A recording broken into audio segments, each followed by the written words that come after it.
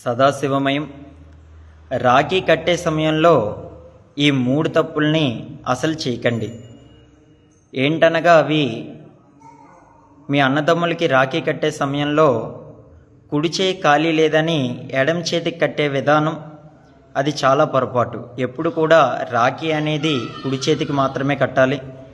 అదేవిధంగా రాఖీ కట్టే సమయంలో మీ అన్నదమ్ముల యొక్క యోగక్షేమాలను కోరుకొని మనస్ఫూర్తిగా మీ అన్నదమ్ములకి రాఖీ కట్టే విధానాన్ని చేయండి.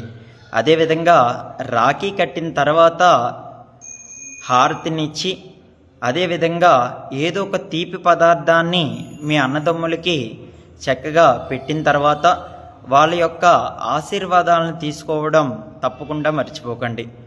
జీవితంలో మీ యొక్క అభివృద్ధికి ఈ అన్నదమ్ములకు కట్టే రాఖీ అనేది ఎంతగానో తోడ్పడుతుంది. సదాశివమయం.